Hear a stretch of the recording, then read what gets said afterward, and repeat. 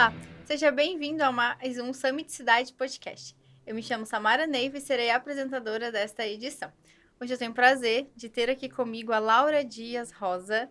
Ela é arquiteta urbanista e ecodesigner e CEO do escritório de projetos de coletivos globais Urban Etc. Laura, obrigada por ter aceitado o nosso convite de estar aqui hoje.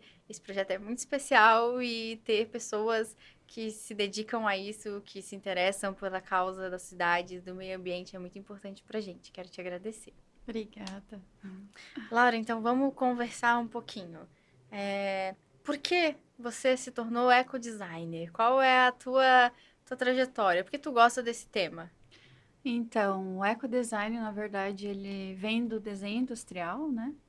E eu comecei a trabalhar em cima de uma proposta que está até escrito um livro que se chama Lixo é um erro de design. Olha, Então, a partir dessa partícula, eu comecei a trabalhar com outras membranas que seriam por que não projetar embalagens, branding, naming, fachadas e trabalhar com propostas mais minimalistas e menos agressivas e impactantes ao meio ambiente. Então, o ecodesign, na verdade, ele está associado com todo o elemento de comunicação visual de uma cidade, que começa com o visual de uma cidade até as gôndolas de supermercado, aonde eu vou ter que entrar com uma expertise de corrigir essas embalagens e a logística dessas embalagens, para onde que elas vão ir, né? Um direcionamento dessas embalagens. Então, elas vão ter que ter umas características de serem biodegradáveis, né? Ou elas vão ter que ter uma nova função, forma e função. Então, o ecodesign, ele é isso. Ele programa novamente o que é o design no mercado, né? Em todos os seus aspectos. e em todas essas esferas, igual Hum, você falou das embalagens, desde a criação do tipo até o descarte dela, de como vai exato. ser. Exatamente, porque a gente está com muito problema, né, Uhum.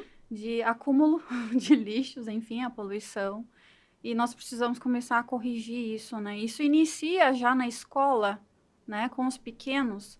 Então, é uma educação ambiental que você vai direcionando. E nós, como designers gráficos, temos que corrigir e, na verdade, assumir, né, uma Uhum. bandeira de proteção ao meio ambiente, né? Então, isso que está ligado ao ecodesign. Muito legal. E como que a inovação tecnológica entra? Inovação tecnológica é tudo daí, né? Você vai projetar essas embalagens pensando no destino final dela. Daqui a pouco essa embalagem está virando uma roupa, né? Essa embalagem pode estar virando um móvel, novos usos, né? Isso é inovação tecnológica.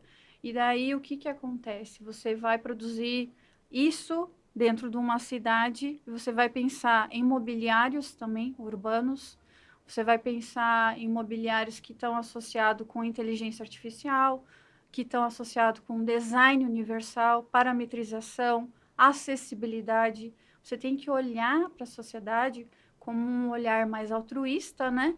E ao mesmo tempo mais holístico, Uhum. porque você vai englobar todas as pessoas. Você vai projetar para todas as pessoas. Então, essa é a função também do ecodesign.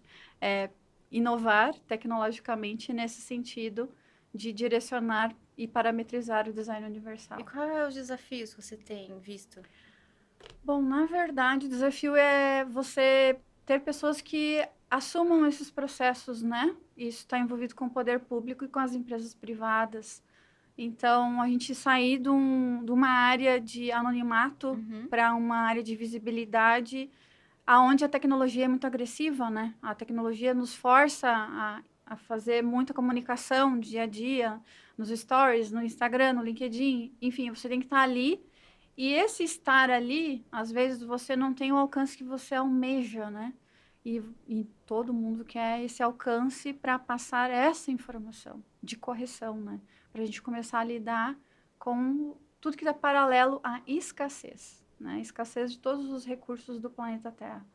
Então é isso que eu abordo assim nos meus projetos. E no mundo, assim, o que você tem visto no Brasil?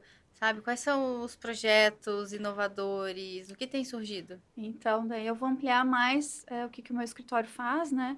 A Urban Etc., ela é um escritório de arquitetura solar Uhum. punk, que é uma filosofia de vida mais equitativa, igualitária. Ela é um urbanismo xerófito, onde ele emprega plantas que independem de água. Essas Legal. plantas vão chegar na sociedade de uma maneira muito eficiente Uhum. e corrigindo problemas, né, que mitigam também. Por exemplo, escassez de água. Sim. Essas plantas independem de água. Vamos utilizá-las, né, em parques, praças, rodovias, em locais específicos, porque as plantas xerófitas, por exemplo, elas são cactos, suculentas, Uhum. yuccas, agave, mas elas são N plantas nativas, né, de biomas brasileiros. Então, eu vou entrar nessa pesquisa com esses biomas dessas plantas, tanto do Cerrado, do Pampa, Caatinga, Pantanal, enfim, todos os tipos de bioma nacional e vou fazer a proposta para o governo e para as empresas privadas. Vamos adotar essas plantas para a gente diminuir poda, manutenção, pesticidas, herbicidas, para a gente não depender de Uhum. água também, que é um recurso que cada vez mais está sendo buscado, né, de maneira agressiva, Sim, inclusive é um recurso infinito. já estão invadindo o Alasca, já Uhum. estão fazendo esses poços nos nossos aquíferos.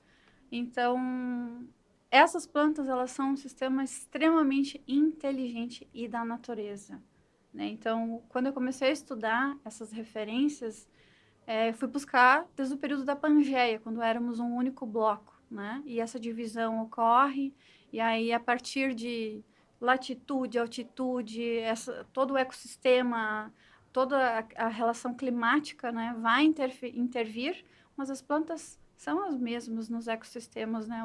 O cactus que está aqui também está lá na África, também está no Texas, mas elas se modificaram a partir, né, de situações climáticas, né? Então, essas influências aí eu começo a analisar a partir de escassez, como eu estava falando, e para mostrar essas soluções para as pessoas, né, Sim. você tem que ter muita pesquisa, você tem que ter muito material referencial, e a partir dessas pesquisas é que você começa a ter autoridade, né, e pioneirismo na tua fala, porque você tem um poder de convencimento. Então, as plantas xerófitas, além, né, delas darem esses recursos para uma cidade se tornar inteligente através de plantas, elas também dão outros recursos. Elas quebram o carbono, elas melhoram a Olha só. oxigenação e elas corrigem o nitrogênio do solo, as bases principais de existência da Terra. Então, por que não, né, trabalhar com isso e direcionar as pessoas para o óbvio, né? Então, eu trabalho com esse paisagismo dentro do urbanismo, né? E aí entra o ecodesign. Então, casando arquitetura, mais urbanismo e mais o ecodesign, surge toda essa planilha, né, de projetos que estão pedindo outro olhar, né? E eu entro com esse olhar futurístico, que é o solar punk, aonde a arquitetura que eu vou desenhar ela é biomimética, ela é buscada na natureza como uma referência, e ali eu vou traçar os desenhos, os edifícios, os móveis que eu faço são copiando a natureza, né? São Olha. layouts que vão trazer Golden Ratio, né? Que é a famosa Fibonacci, a fórmula Fibonacci. Então, são conexões. E a arquitetura high-tech, né? E a inteligência artificial, elas permeiam muito essa área, porque você vai trabalhar com softwares mais difíceis, né, para fazer a programação. Entendi. Então, ali você tem que estudar as técnicas para poder trabalhar com esses volumes e fazer uma parceria com um bom engenheiro, né, calculista, que faça um ótimo cálculo para você criar uma estrutura real. Mas as propostas da Urban vão além daí. A gente abre muito leque para mentes brilhantes nesse sentido, nesse aspecto de pensar a Agenda 2030, né, para Essencial. Uhum. satisfazer tudo que tem que tudo que faz parte da coluna vertebral da nossa existência, né, nossas atitudes como cidadão, enfim, que mais que eu posso... E isso tem sido um tema novo aqui no Brasil, pelo que você está falando.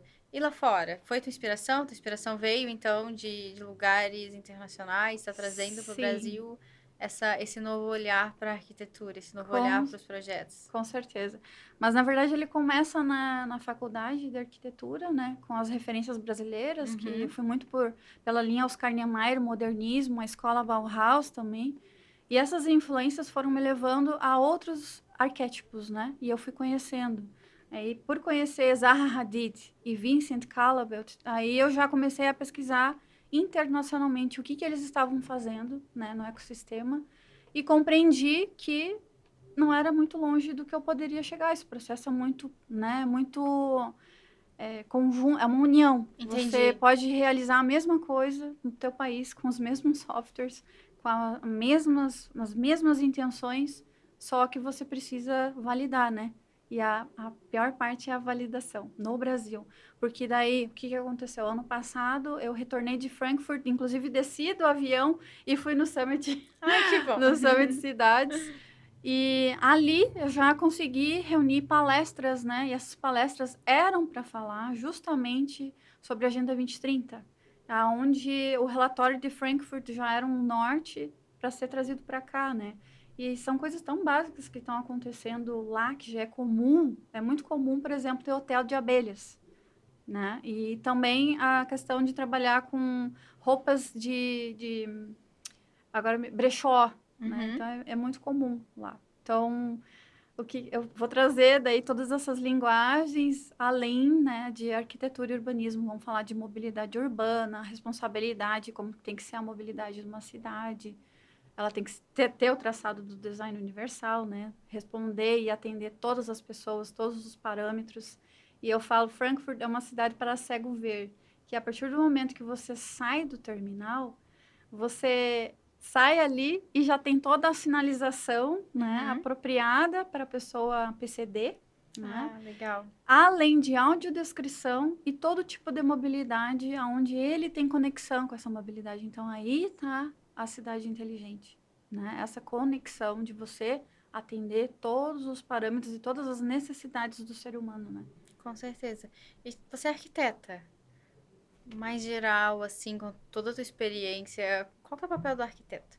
Pra gente transformar a cidade, sabe? Qual é a função do arquiteto? Então, já como dizia o Jaime Lerner, né, que a gente precisa fazer a acupuntura da cidade. Tá. Nós estamos aqui para corrigir problemas, Uhum. né, melhorar os ambientes, produzir, no caso, um ecossistema de vida para todos, né? Seja para as vidas animais como para os seres humanos, né? E cuidar do ecossistema, né? Você tem que ter todos esses ambientes com equilíbrio, né? Equidade.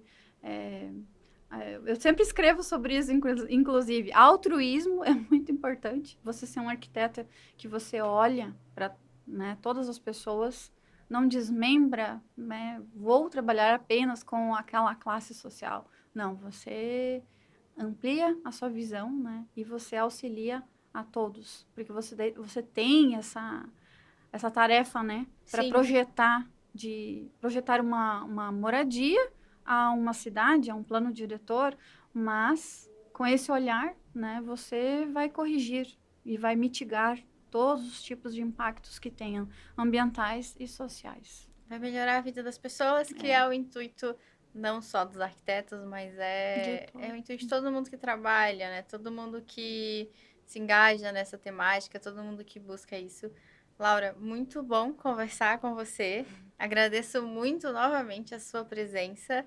Esse tema vai ser tratado no nosso evento. O Summit fala sobre a importância de construções, de projetos, de trazer um crescimento.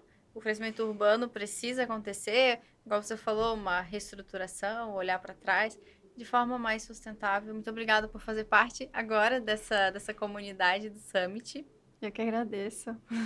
E nós nos vemos no Summit Cidades no dia 24, 25 e 26 de junho no Centro-Sul. Até mais!